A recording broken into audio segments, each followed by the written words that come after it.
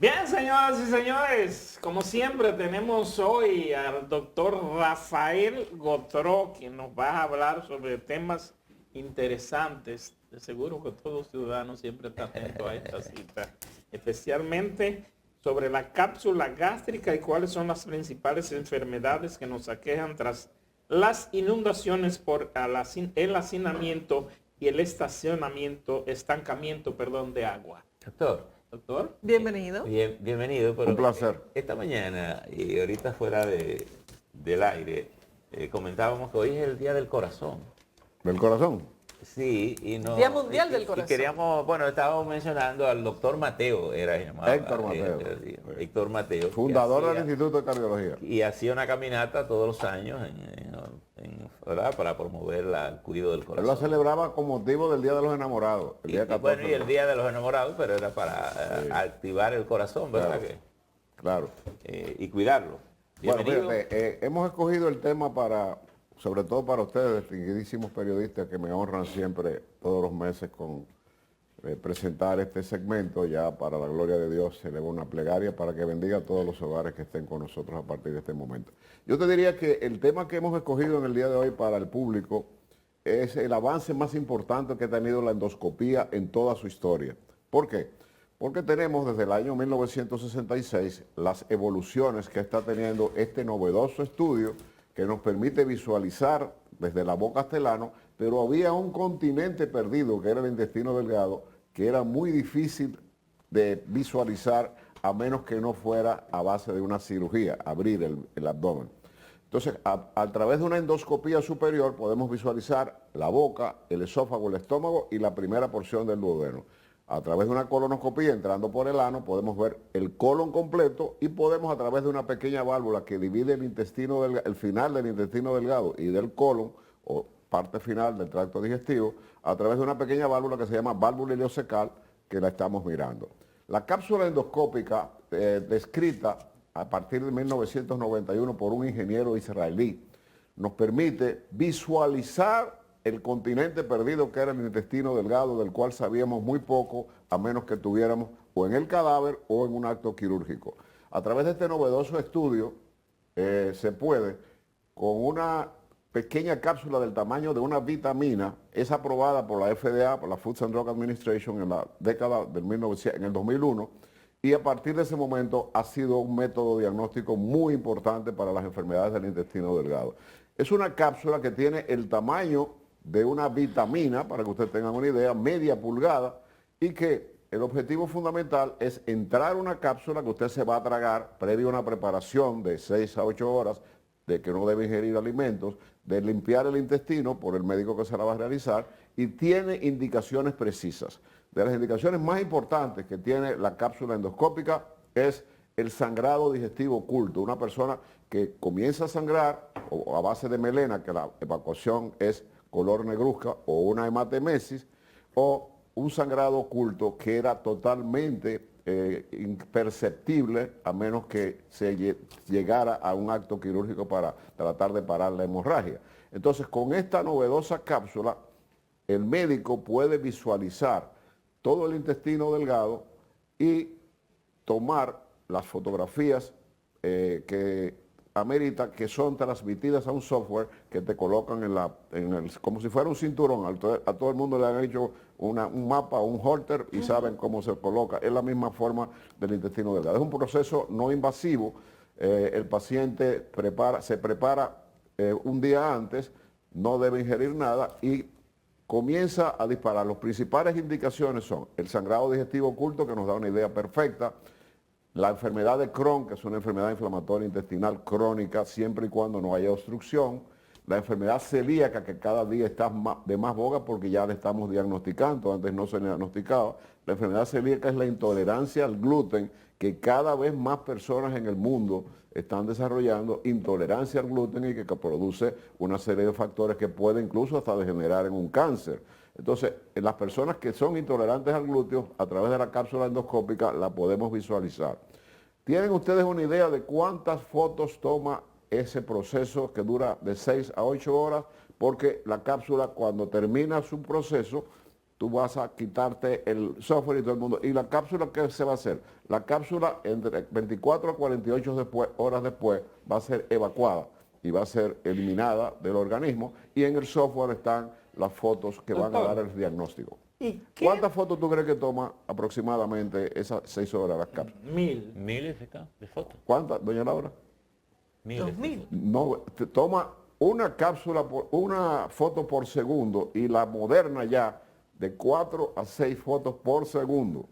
El actual tiene ojo de pescado, quiere decir que tiene una visualización de 360 grados. La anterior era 160, 170 grados. Toma 91.000 fotos Wow. en 6 a 8 horas. Posteriormente, un especialista, una persona entrenada en estas cápsulas, pues va a leer esa cápsula y va a ahorrar una serie de problemas que el Doctor, paciente tiene. Tú Yo me quiero vas a hacer una hacerle pregunta. dos preguntas. Una es, ¿qué tan asequible es esa cápsula para sectores que no son de clase media, que no son de clase alta, qué sé yo? Eso es lo principal. Y lo otro es algo que es común en República Dominicana. Si usted le fuese a recomendar a una persona, ¿cuál sería? Porque el dominicano come cualquier cosa. ¿Cuál sería la alimentación adecuada para usted mantener un organismo sano? Para tú ser un muerto de buena salud. Esa es una buena pregunta. La primera parte es un examen altamente especializado.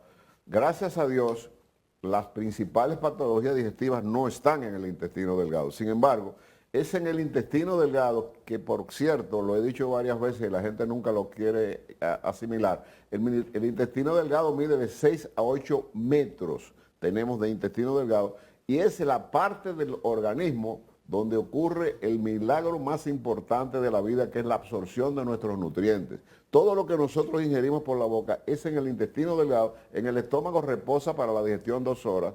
En el intestino delgado el organismo va a nutrirse de todos los nutrientes que aportan las calorías de los diferentes alimentos. Una dieta sana es tratar de evitar los excesos. No es que tú suprimas que un día tú te comas un dulce y te va a hacer daño. Es llevar una dieta nivelada. Todo va a depender de la edad del paciente, todo va a depender de qué factores genéticos tiene el paciente, si no es hipertenso, pero una dieta baja en hidratos de carbono no significa que los hidratos de carbono son malos, porque esa es la energía que tiene el organismo, es la gasolina del cuerpo.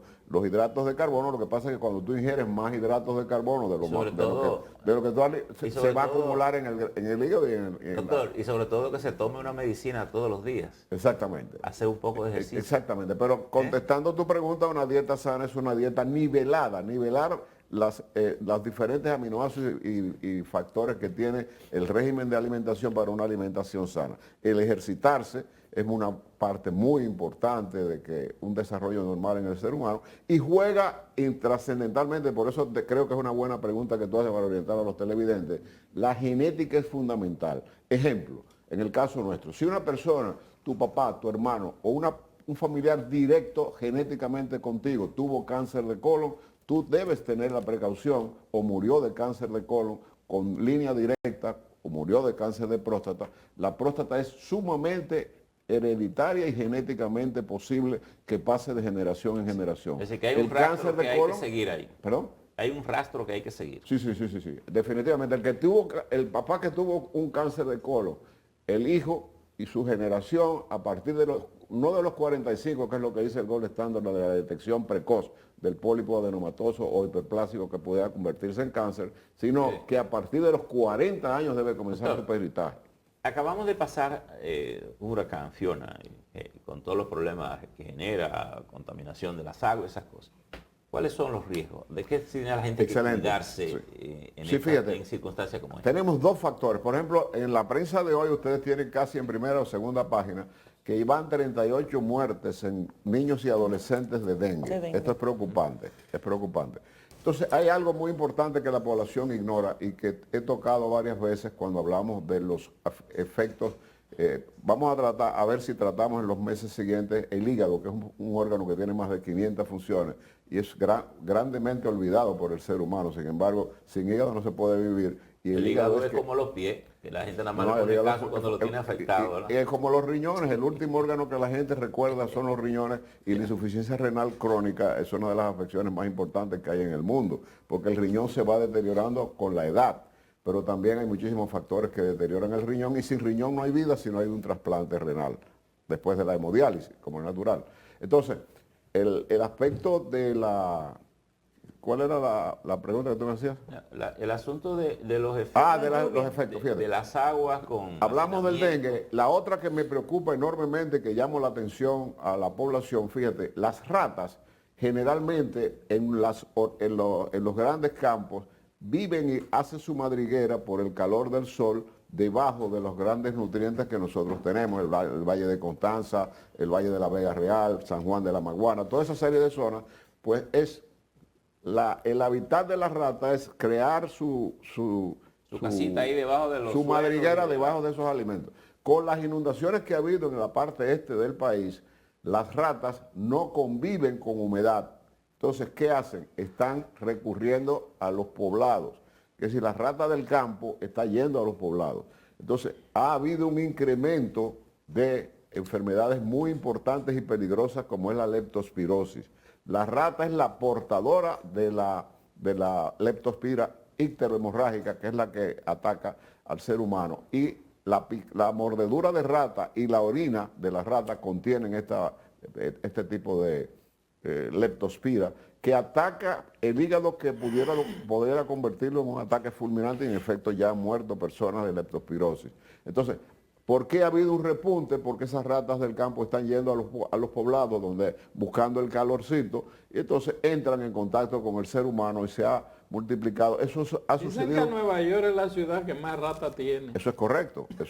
Pero sin embargo, hay cierto control desde el punto de vista de que la leptospirosis en la ciudad de Nueva York se presenta, pero no como, por ejemplo, nosotros estamos viendo casos importantes acá.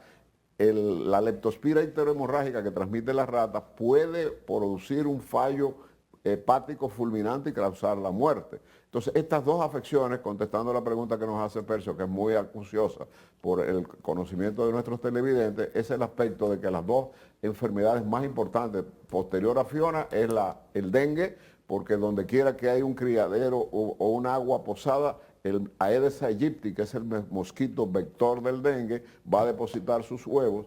Por eso es el gran informe que le hacemos. La mayoría de las personas que no tienen acueducto acumulan el agua en tanques, de ponerle cloro.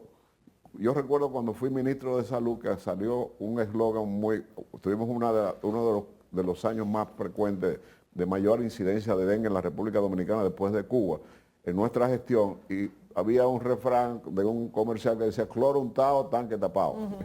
Esa es parte de la gestión nuestra. Y definitivamente el cloro impide que el mosquito deposite el huevo y que se siga multiplicando, que es lo que ha estado sucediendo. Doctor, ¿cuáles síntomas deben tenerse en cuenta, doctor? Cualquier persona que pudiera estar en riesgo de haberse contagiado de dengue. Bueno, el dengue solamente tenemos la ventaja que no se transmite de persona a persona. Simplemente un mosquito picó a Geraldino, que tiene el Aedes aegypti, picó a Geraldino, y Geraldino tiene uno de los 4 tipos de virus. La hembra es la que transmite, acumula el virus y te pica a ti y ya tú estás contaminada. El peligro del dengue, bien tratado y bien diagnosticado tempranamente, nos va a conllevar la pérdida de vida que están ocurriendo en nuestros niños, porque el niño es más afectado que el adulto por su mecanismo inmunológico que todavía no está bien desarrollado, que es el dengue hemorrágico. El dengue hemorrágico hace que uno de estos 4 serotipos que produce el Aedes aegypti con la picadura, el desarrollo de la enfermedad va a producir un trastorno plaquetario y van a comenzar a disminuir las plaquetas, que cifra normal en cualquier hemograma que hagamos es de 250.000 a 350.000, 400.000 plaquetas en un estudio normal de un hemograma. Doctor, entonces, baja hasta 60, 70, y por debajo de 40 tú necesitas 4 donantes para hacer una transfusión de plaquetas. O sea que es delicado, y es el aspecto. Y otra parte, desgraciadamente, aquí hago un llamado a las mamás en la zona rural que ven este prestigiosísimo grupo Telemicro y más matinal que tiene ya una institución en la familia dominicana, de que no esperen días cuando usted tenga un niño que tenga más de 24 horas con fiebre. Llévelo a un centro asistencial, porque gracias al Señor nosotros tenemos en toda la geografía nacional tenemos centros asistenciales que pueden y tienen la capacidad, aunque el médico sea joven, de detectar el dengue. Entonces, los gobiernos, además de dar madera y zinc en las comunidades afectadas por fenómenos naturales, como es el caso del huracán Fiona, una de las cosas principales debía concentrarse en este problema que usted señala de las enfermedades. Pero seguro. O sea, hacerlo de manera simultánea. Sí, y con jornadas. Mira, a mí me preocupa altamente el asunto de las ratas en los pueblos. El disparo que ha habido en la leptospirosis es alarmante y esto puede producir un fallo hepático fulminante. El que haya en tan corto tiempo hayan fallecido 37, 38 personas por un dengue hemorrágico es altamente preocupante. Además de repartir zinc, clavo y restaurar la vivienda, yo creo que por encima de todo está la salud del ser humano. Deben haber grandes jornadas, sobre todo en las zonas afectadas, primero para eliminar las ratas, que es el vector. Las dos afecciones que nos están, que es lo que me preguntaba Percio, las dos afecciones que estamos teniendo latentes son afecciones que tienen vectores. O sea que lo responsable es la causa de la acumulación de agua contaminada que fermenta, de que el mosquito se siga distribuyendo, se disparó el dengue. De que las ratas salgan del campo porque no hay donde ellas puedan pernoctar y que se vayan a las casas, eso también con raticida. O sea, eliminando los vectores vamos a bajar extraordinariamente esta preocupante alarma sanitaria que estamos teniendo, sobre todo en nuestros niños, y con dos enfermedades que pueden producir problemas importantes. Doctor, gracias por haber estado con nosotros como cada semana, un placer como siempre, y bueno, y esas recomendaciones, la gente que las tenga muy en cuenta, sobre todo la región este, noreste, que fueron las más afectadas por el huracán Fiona, y los efectos todavía pueden persistir a través de estos vectores. Gracias, doctor, por haber estado con nosotros. Despedimos al doctor Gautreau y esta cita semanal. A ustedes, gracias por la sintonía. Nos vemos mañana.